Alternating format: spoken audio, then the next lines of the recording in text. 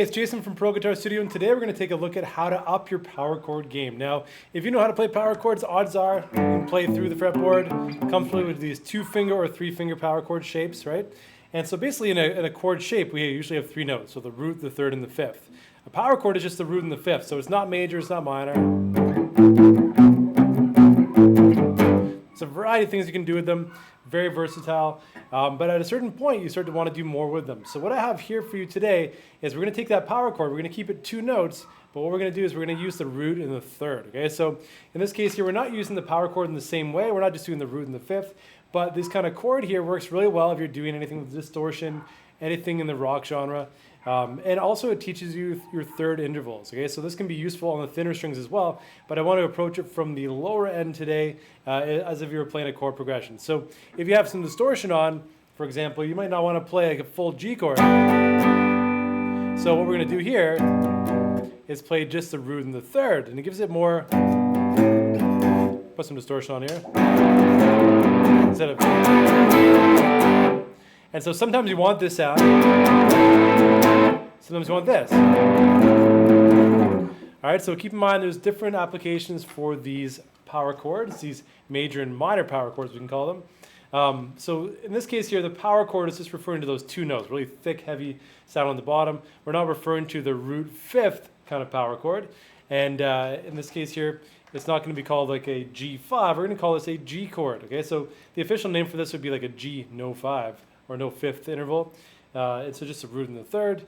And we'll go through major and minor for this. Okay, so starting off here in the progression I did, we have a G, so the 3rd fret on the low E string, 2nd fret on the A string, so the B note. That's the root and third for a G major. So instead of this, we're just playing just those 2 notes, okay? Now I'm going to play that 3 times. So we're going to split our progression where we have the first chord lasting 3/8 notes and the second lasting 5/8 notes. So we're going to push the second chord just a bit early, okay? So then we're going to go to the A note with our ring finger and keep our index finger on the 3rd fret of string number 5. Okay, so that's A and C. And there's a few ways you can do this. What you want to do is as you transition, you can use a different finger than I do, but try to keep one finger constant on whatever string you're on. So you can choose, okay, the 5th string, I'm going to always keep my 1st finger. Or you can choose, let's say the 6th string, I'm always going to use my ring finger, and you can just shift up and down like that. I also do shifting differently when I go up, when I do ascending versus descending. So just keep that in mind.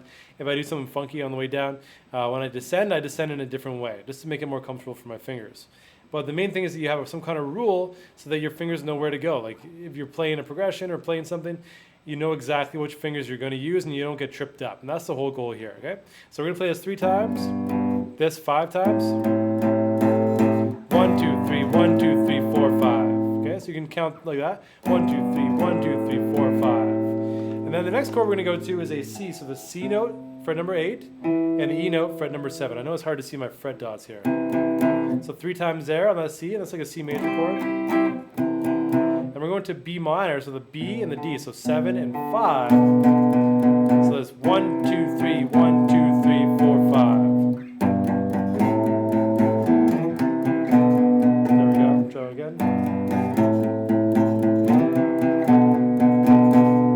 So you'll see when I shift up, I'm doing my index, ring, and then ring and middle, ring and index. And that's just the way that I like to play it, but try to keep some kind of rule consistent for yourself so it makes sense for you, okay?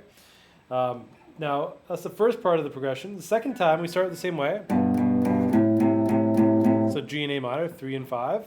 Then we're going to go to, the next chord is going to be an E minor, so 12 and 10. 3 times, and then a D, which is 10 and 9. 5 times. 1, 2, 3, 1, 2, 3, 4, 5. So you have this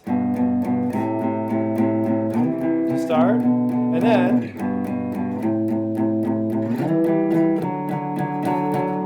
so G, A minor, C, B minor, G, A minor, E minor, D. The third progression is the same as the first, so we're following that like A, B, A, C kind of formula. So we're going to go back to G, A minor, C, B minor. And then for the final section, we'll call it the C section. We're going to play in A minors for 8 beats total. We can still separate into 3 and 5, like 1, 2, 3, 1, 2, 3, 4, 5. So this is the 5th fret and the 3rd fret, A and C. And then we're going to a D and an F sharp, so 10 and 9. And I should have explained those notes earlier. that D. And for the E, just because I didn't explain the E minor, we have E and G. Okay, so from the beginning, we had for the first section, second section, third section, fourth section. Okay, so a good thing to note there is that the first and third are the exact same. That's why the formula I was saying is an A-B-A-C formula, which is quite common. So that's going to be our first octave. Now the second time I play through, I just move it up an octave.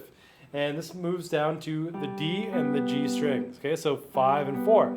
And if you know how to find your octaves, G is the 3rd fret, string number 6. G is the 5th fret, string number 4. So you have that like octave shape. 2 frets and 2 strings. Okay, so we have G, A minor. So this is 5 and 4, and then 7 and 5. Same exact rhythm, so I have to go over that again. Then we're going to go up to C, which is 10 and 9, and B minor, which is 9 and 7. So we have this. The second section is going to be the same starting, but then 14 and 12, and then 12 and 11.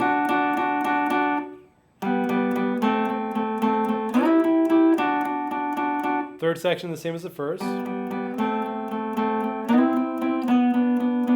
the fourth is a 7 and 5, A minor again. 8 times, and then 12 and 11, which is a D, D and F sharp. So from the start.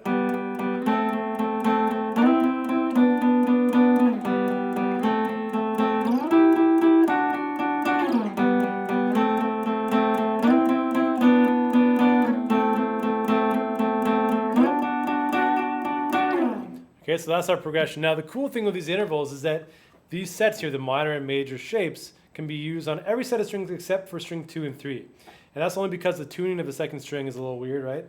So that second string, we have to add 1 fret to keep the same shape. So instead of, for example, 5 and 4, 5 and 5 is the same as a major shape, and then 5 and 4 would be a minor shape. So we're going to skip that string set right now, but if you did string number 6 and 5, 5 and 4, 4 and 3, and then 2 and 1, we can use those same shapes. So if you're playing along, like, you can go down here. You can experiment in different keys and try to keep that, that same kind of pattern alive. Now, you can use this for a rhythm guitar part, but you can also use it in terms of improvisation or making like an intro to a song.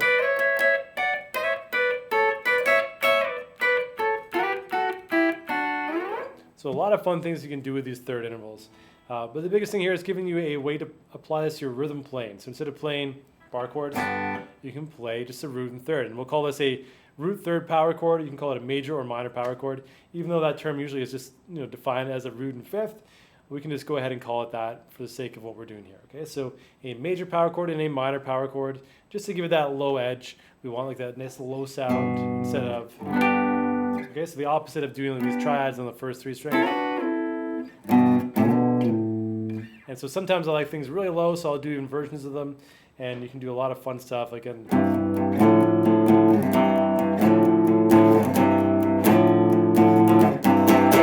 so making things sound really heavy and really full. So if you have any questions about that, let me know in the comments below. If you like this, give me a thumbs up, subscribe. More videos like this coming your way every single week, and hope you have a good one. See you later.